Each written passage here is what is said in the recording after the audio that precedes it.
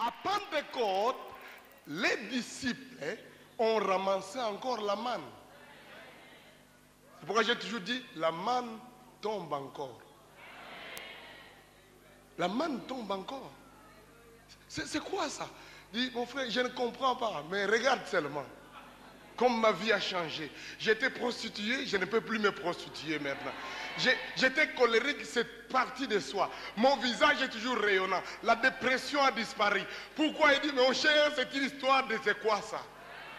Qu'est-ce qui se passe? Je ne sais pas, mais ce que je sais, c'est ce que ça a changé ma vie.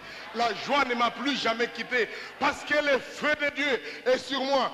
Ils étaient heureux, ils pouvaient proclamer. Ils étaient des gens fort capables. Ceux-là qui redoutaient devant des petites personnes, des femmes qui les troublaient. Mais maintenant, ils pouvaient se dire et dire, jugez vous-même. Qui est-ce que nous devons obéir? Parce qu'ils étaient animés par les roues, l'esprit de l'Éternel. Ce n'était plus des statues, ce n'était plus des gens qui étaient derrière Jésus pour dire Jésus va te défendre. Mais les paraclés étaient en eux. Ils pouvaient leur donner la force. Alléluia. Ça ne signifie pas qu'ils avaient l'argent. Ils n'avaient pas beaucoup d'argent, ces gens-là. J'ai pris Dieu que l'Église ait beaucoup d'argent. Mais je sais qu'un des problèmes dans l'Église aujourd'hui, c'est que les gens regrettent de ceux qui n'ont pas l'argent.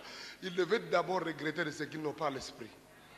Pourquoi? Parce que ce matin-là, quand Pierre et Jean sont arrivés au temple, ils ont vu un mendiant. Ils ont dit, l'argent et l'or, nous n'en avons pas. Mais maintenant, nous avons quelque chose. Ce que nous avons, c'est pas de te donner un peu d'argent qui sera terminé et tu deviendras mendiant, mais nous te donnons la possibilité de marcher et travailler. Ce que j'ai, c'est qu'au nom de Jésus, lève-toi et marche. Ça doit être la vie du chrétien rempli du Saint-Esprit. Je sens beaucoup de chrétiens réciter les textes de la Bible. Dit, Jésus a dit, voici les miracles qui accompagneront ceux qui auront crié. Un grand nombre ne croient plus à ça. Parce qu'ils ont tellement récité les versets et ça n'a pas eu lieu. Pourquoi ça n'a pas eu lieu? La clé, c'est le Saint-Esprit. Alléluia. Nous avons besoin d'être loin du Saint-Esprit pour que la force de Dieu agissant en nous, nous devenons des canons de transmission de ces courants électriques qui font que les pieds faibles peuvent durcir instantanément et les types sautent, bondissent et commencent à bénir le Seigneur pour dire le Seigneur est merveilleux, il fait des merveilles, il est puissant. Alléluia. Mes frères, nous avons besoin de cette grâce de Dieu qui agit dans nos vies pour que nous ne restions pas des monuments. Je suis fatigué des pentecôtistes dont les batteries sont déchargées. Ils sont même plus dangereux que les catholiques. Ils vous raconteront, oh, cette histoire-là, nous avons déjà, quand on avait commencé, c'était comme ça. Mais vraiment, vous savez, à l'époque, là, on n'avait pas de maîtrise. Le problème, c'est quoi? La batterie se décharge. Mais la bonne nouvelle, c'est que ta batterie à toi est rechargeable. Et ce matin, Dieu va te recharger. Il va te recharger. Pour que lorsque l'ennemi viendra contre toi comme un fleuve, l'Esprit de l'Éternel va les mettre en fuite. Puisque lorsque tu auras des problèmes, la Bible dit même nous qui avons l'Esprit de Dieu et qui avons les premiers de l'Esprit de Dieu, des problèmes nous arrivent, et ça nous arrivera toujours. Mais l'Esprit qui est en nous, par des soupirs inexprimables qui sondent les pensées du cœur de Dieu, il peut demander selon Dieu et nous aurons des problèmes, des solutions. C'est pourquoi des gens se posent la question, pourquoi ces gens ont toujours des solutions? C'est parce qu'ils ont le consolateur. C'est lui-là qui connaît là où se trouve la solution. Écoutez-moi, ne vivons pas ce pentecôtisme liturgique.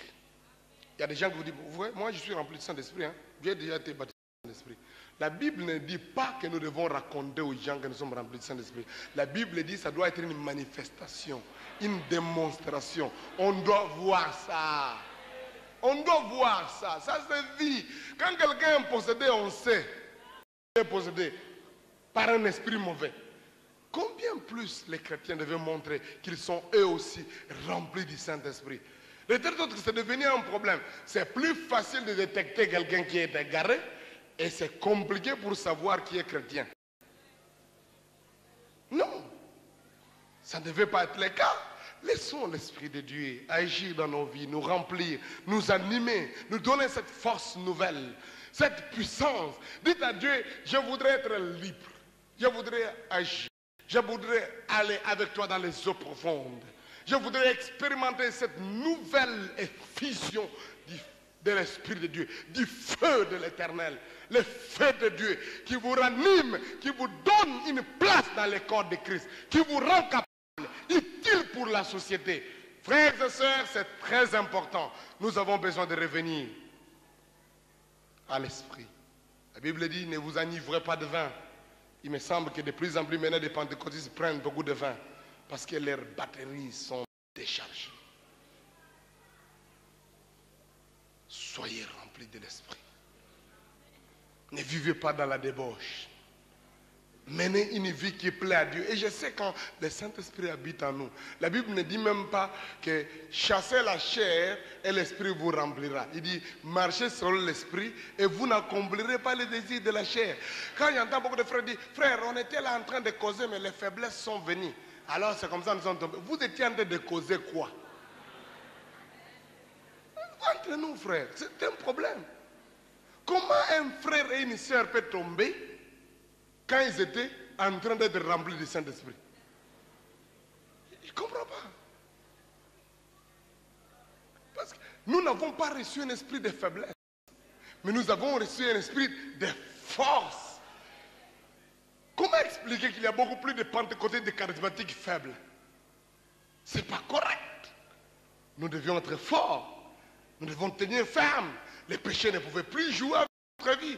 Nous devions mener une vie de victoire, une vie de plénitude, une vie de démonstration de la puissance de Dieu.